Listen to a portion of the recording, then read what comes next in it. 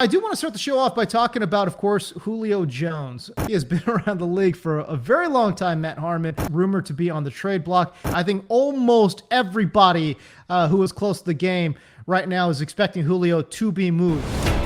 Look at the release. There's your separation. Great route. Stutter and go. Gets by clean. That is unbelievable. May be the greatest catch I've ever seen. It feels as if the entire NFL calendar is now pretty much just on hold, waiting for this Julio Jones domino to fall. We definitely hit on, the Shannon Sharpe call, the infamous Shannon Sharpe call, and how that kind of changed the tenor around this discussion, which at first it was like, look, the Falcons, are they really going to trade this guy? Because, he just because of salary cap space, like you could always find pennies in the couch or whatever when it comes to the NFL cap. But it sounds much more like maybe Julio kind of wants a reset too, but the team still wants to do right by him. They probably want to send him off somewhere where he can be competitive or that he wants to go to, whatever. So, we're just kind of waiting on this thing to happen. Like it's going to happen. We're waiting on it to happen. Well, again, we talk about this era of diva wide receivers, and this guy was truly one of the best, if not the best receiver in all of football for many years. And we never heard a peep from this guy. Let's talk specifically about him in reception perception, him as a player. So this is where I actually think for our Prime subscribers, a little plug for the website there.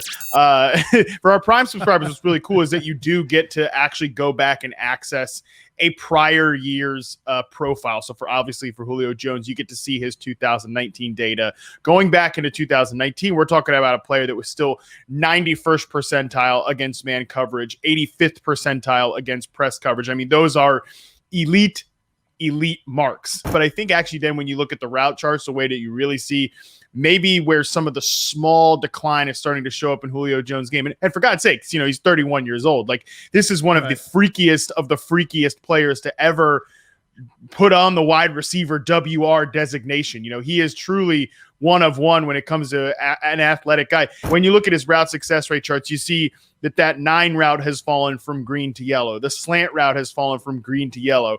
He might just not be as fast in a straight line as he once was, but I think he's still one of the most deadliest out route runners, those like outbreakers to the sideline. He's great there. And again, you're still talking 74% against man and press coverage, like high end marks there. Especially considering the age. And then it's not like he was healthy last year. He only played 9 games. So, and I think that's obviously a big question mark for ask when you're talking about price and trade value and all those things. Going back to some of your data, I found it to be really interesting. It's like, I guess you could say there was a little bit of a drop off, but it's almost negligible because again, when you look at, what you put down with success rate versus man coverage from 2016 to 2020, 76% success rate, 71%, 76, 76, and then 74,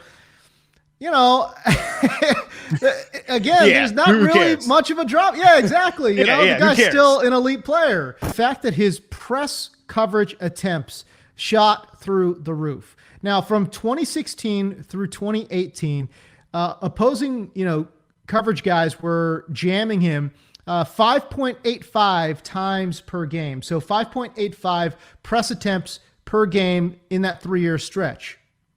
It was a pretty big rise in those press attempts in 2019, 7.6 press attempts per game. And then last year, 11.9 press attempts per game in 2020. That's, again, more than double the average we saw from 2016 to 2018. But on Jones specifically, I think a lot of that is because he is still that X receiver and teams really do treat him as that number one guy, try to jam him at the line of scrimmage. I mean, he was still doubled on 11% of his routes last year, which is a very high number for an individual wide receiver. He still gets that extra defensive attention. Where he goes, I think is going to be huge for, like, no matter what in fantasy, wherever he goes, he's going to probably get like a fantasy downturn, right? Because where is there a situation for a wide receiver that's better than Atlanta? Where is there a situation for Julio Jones where he's going to have chemistry with the quarterback like he has for Matt Ryan that he's played with for frickin' ever, So no matter what in fantasy, it's a downturn, but I'm really interested to see like what other wide receivers are going to be on the roster for this next team. Like,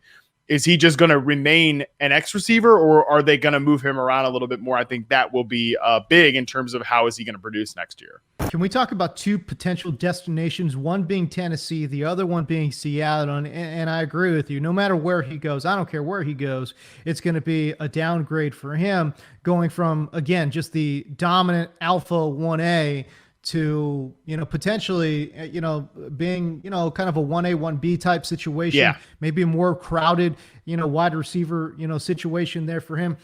I mean, pair him with A.J. Brown. A.J. Brown's like a young Julio. You know what I'm saying? Like, oh my goodness, what an unbelievable tandem that would be for Ryan Tannehill. That would be awesome. That would be a great situation amazing for everybody involved. Everybody in Tennessee seemes to be recruiting their asses off to get Julio in the building. Hell yeah. A.J. Brown is throwing the TikToks up there. People, I've already put it in the Discord. If you're a subscriber and you're watching or you're rewatching, and you're not in the Discord yet, get in the Discord, bro. Like, you're missing out. Things are Boomer James is finally in there. Things are good. Wow. I mean, it is what it is, dude. One of the big things with the Discord is I've been dropping like sneak previews for like guys that haven't hit the website yet. I threw AJ Brown in there the other night. People are gonna lose it when they see AJ Brown's 2020 reception perception profile. I do think my sneaky spot all along has been the Chargers. I really want to see them get involved in this. It sounds like they probably aren't. But they've got the money, number one, to do it. They can make it work from a fiscal perspective, from a salary cap perspective. Yeah, but let's be real. If he joins that roster, he's the 1A, man. He's the dog. You know what I mean? Like, yeah. I love the fact that he would pair there with Mike Williams kicks out to flanker or whatever, and then Keenan Allen just works out the slot. I know that Keenan can play outside too. I don't mean to make it sound like he can't, but when you're talking about Keenan Allen versus Julio Jones as an outside wide receiver, come on, give me Julio Jones. Oh my God. Changes the entire complexion of that offense. In Seattle, though, it's interesting because him and DK Metcalf and Tyler, oh my God, can you just? Yeah. I mean, the speed on that team, like, unbelievable. You're giving Russ all kinds of size. You're giving him all kinds of speed. I mean, it's just going to be nothing but, play action bombs all day long. You got to love that.